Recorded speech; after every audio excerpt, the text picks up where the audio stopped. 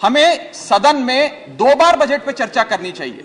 एक बार जब बजट प्रस्तुत हो और विंटर सेशन में 7-8 महीने बीतने के बाद कि उस बजट से देश को हासिल क्या हुआ, मिला क्या। डीजल 45 लीटर पे बिकता था, 45 रुपए प्रति लीटर, वो डीजल आज 90 रुपए प्रति लीटर पे बिक रहा है सर। एक गैस का सिलेंडर 400 रुपए का मिलता था बाजार में 2014 में जब इनकी सरकार आई थी, आज वो गैस का सिलेंडर 1100 रुपए का हो गया सर, 1100 रुपए का।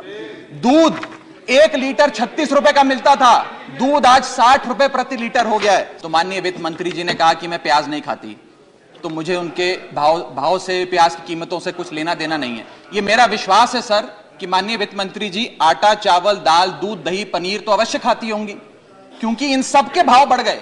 जीएसटी लगा लगा के इन्होंने देश की थालीनॉमिक्स, फूड इन्फ्लेशन को बिगाड़ दिया। आटा, दाल, चावल, दूध, दही, सबके रेट आज स्काई रॉकेटिंग है सर, आसमान छू रहे हैं। और भारत की फूड इन्फ्लेशन 10% से लेकर 17% के बीच पूरे वित्तीय वर्ष में मंडरा रही है। यह हालात हैं सर भारत की थालीनॉमिक्स की।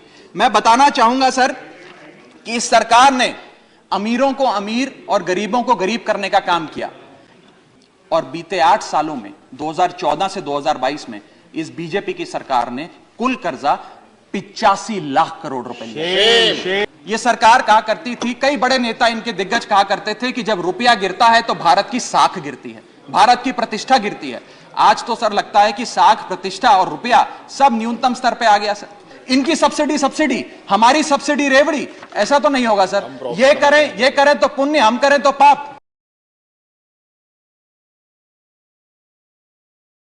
और सर मैं नया सदस्य हैं सदन का, एक सुझाव और देना चाहता हूं।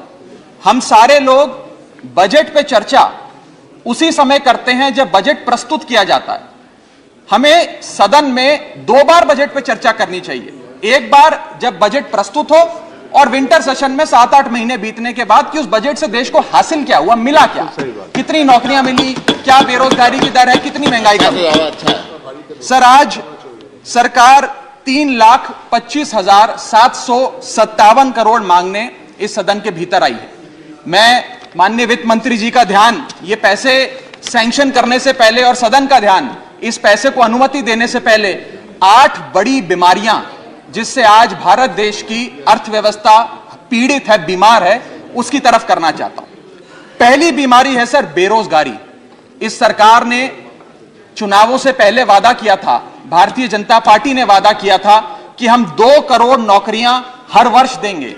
सर नौकरियां तो नहीं आई, लेकिन इस वित्तीय वर्ष में बीजेपी की सरकार ने बेरोजगारी दर को 45 सालों में सर्वाधिक कर दिया सर, 45 ईयर हाई पे अनएम्प्लॉयमेंट रेट कर दिया।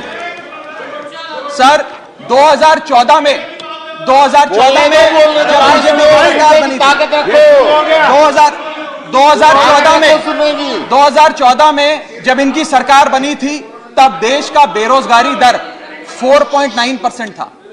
जब इनकी सरकार बनी थी तो बेरोजगारी दर 4.9% था। आज 8 साल बाद 2022 में यह बेरोजगारी दर 4.9% से बढ़कर 8% पे आ गया है। 8%। और यह तो ऑर्गेनाइज सेक्टर की बेरोजगारी है। अनऑर्गेनाइज सेक्टर के जॉब लॉसेज, एमएसएमई के कारखाने कितने बंद हो गए, उनका घर बिक गया, कारखाने बंद हो गए, उसका तो हिसाब ही सरकार के पास नहीं है।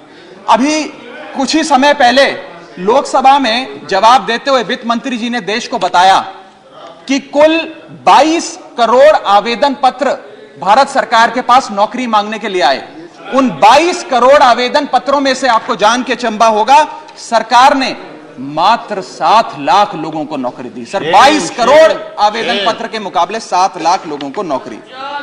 सर हम लोग छाती चौड़ी कर कर कहते हैं कि हम युवा देश हैं, हम युवाओं का देश है, हमें अपने डेमोग्राफिक डिविडेंड पे गर्व है, फक्र है। सर भारत का डेमोग्राफिक डिविडेंड बेरोजगारी के तले दबता जा रहा है, सड़कों पे लाठियां खा रहा है, और भारत सरकार डेमोग्राफिक डिविडेंड को डेमोग्राफिक डिजास्टर में तब्दील करती जा रही है। सर ये सच्चाई है आज। सर मैं आपको बताना चाहूंगा कि यह सरकार जिसने देश को, युवाओं को घर पे बिठाने का काम किया, इसका नारा बदल के हो गया है हर घर बेरोजगार। यही है आज की भाजपा सरकार। सर मैं दूसरी बड़ी बीमारी जो इस भारत की अर्थव्यवस्था को लगी है उसकी तरफ आपका ध्यान आकर्षित करना चाहूंगा। दूसरी बड़ी बीमारी है सर इन्फ्लेशन यानी कि महंगाई। इन्फ्लेशन को कहा जाता है sir, inflation is taxation without legislation. वो महंगाई जो सरकार कानून लाए बिना जनता पे थोप देती है सर। आज भारत की महंगाई इस वित्तीय वर्ष में 30 सालों में सर्वाधिक थी सर, 30 ईयर हाई पे, जहां भारत की थोक महंगाई 12 से 15% के आसपास घूम रही है और खुदरा महंगाई 6 से 8% के आसपास घूम रही है। वादा किया था सर आय बढ़ाने का, आय तो बढ़ी नहीं, महंगाई बढ़ गई।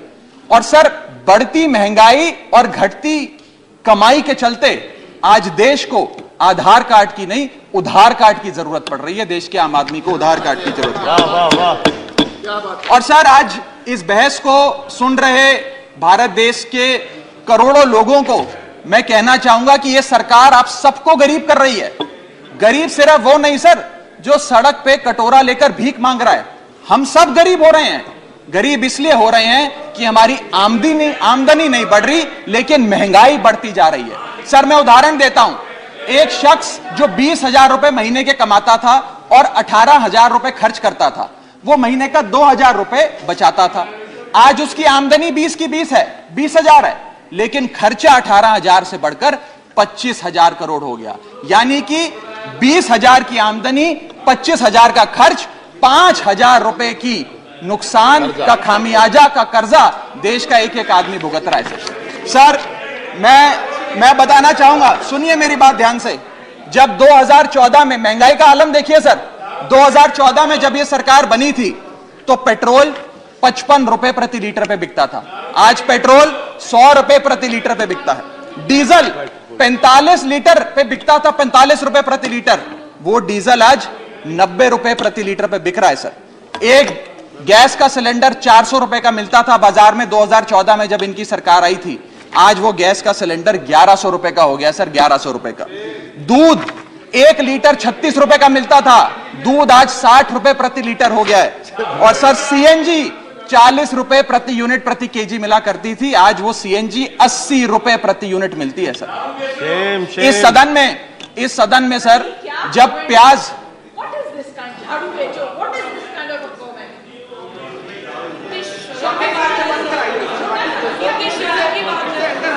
सर आपका प्रोटेक्शन चाहिए, आपका प्रोटेक्शन चाहिए सर, ये बात सही है सर। कमेंट से देखिए सर आप। चलो बोलो सर, बोलो, चलो बोलो बोलो बोलो sir sir sir sir sir जब देश में, I am not yielding but sir, इस देश में जब प्याज के दाम 100 रुपए प्रति केजी के ऊपर हो गए और इस सदन में हंगामा हुआ तो माननीय वित्त मंत्री जी ने कहा कि मैं प्याज नहीं खाती, तो मुझे उनके भाव से, प्याज की कीमतों से कुछ लेना देना नहीं है। ये मेरा विश्वास है सर कि माननीय वित्त मंत्री जी आटा, चावल, दाल, दूध, दही, पनीर तो अवश्य खाती होंगी, क्योंकि इन सब के भाव बढ़ गए। जीएसटी लगा लगा के इन्होंने देश की थालीनॉमिक्स, फूड इन्फ्लेशन को बिगाड़ दिया। आटा, दाल, चावल, दूध, दही, सबके रेट आज स्काई रॉकेटिंग है सर, आसमान छू रहे हैं। और भारत की फूड इन्फ्लेशन 10% से लेकर 17% के बीच पूरे वित्तीय वर्ष में मंडरा रही है। यह हालात हैं सर भारत की थालीनॉमिक्स की। मैं बताना चाहूंगा सर कि इस सरकार ने अमीरों को अमीर और गरीबों को गरीब करने का काम किया। पर कैपिटा इनकम किसी भी देश की आर्थिक स्वास्थ्य का एक बहुत बड़ा इंडिकेटर होता है।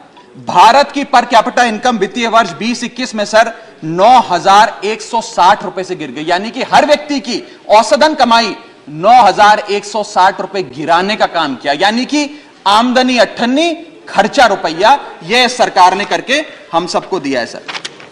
तीसरी बड़ी बीमारी जो भारत की अर्थव्यवस्था को लगी हुई है वो है आर्थिक सुधार का झांसा, the hoax of economic recovery. इस वित्तीय वर्ष के पहले क्वार्टर में भारत की आर्थिक विकास दर 13.5% थी।